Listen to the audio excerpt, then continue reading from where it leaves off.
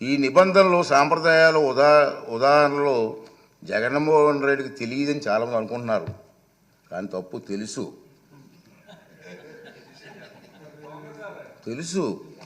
ఎందుకంటే 2019 జూన్ 13న ముఖ్యమంత్రి హోదాలో ఆయన ఇదే సభలో ప్రసంగిస్తూ చెప్పిన మాటలు మనందరం గుర్తు చేసుకోవాల్సిన అవసరం ఉంది. చంద్రబాబు నాయుడు గారికి 23 మంది శాసనసభ్యులు ఉన్నారు, ఒక 5 కానీ లాగేస్తే ఆయనకి 18 మంది కూడా ఉండరేమో, ఈ హోదా 17 మంది ఉంటారు, అప్పుడు ఆయన ప్రతిపక్ష నాయకుడు స్టేటస్ కూడా ఉండదని చెప్పి ఇదే జగన్మోహన్ రెడ్డి గారు ఈ హౌస్లో మాట్లాడిన సంగతి మీ అందరికీ తెలుసు. మరి అది తెలియదు,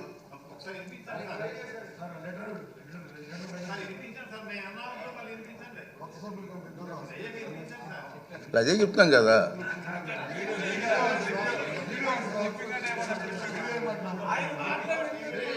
ఆయన మాటలు వినిపించాలా? అయితే మరి రికార్డు చేయాలి, మరి వినిపిద్దాం.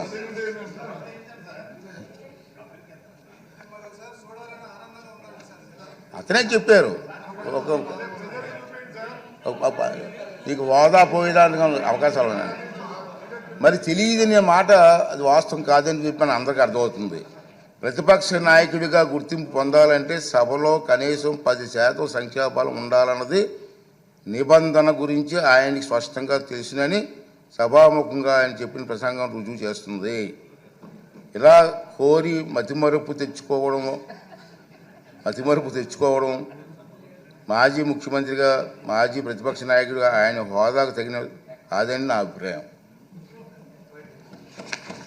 రాజ్యాంగం సభా నిబంధనల ప్రకారంగా స్పీకర్కు దురుద్దేశాలు ఆపాదించడం సభా హక్కుల ఉల్లంఘన కిందకు వస్తుందని మీ అందరికీ తెలుసు.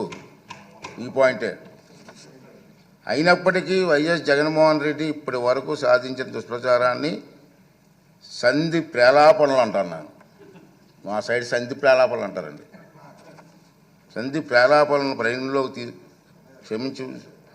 ప్రేలాపనలుగా పరిగణించి క్షమిస్తున్నాను, సభాపతి హోదాలో క్షమిస్తున్నాను.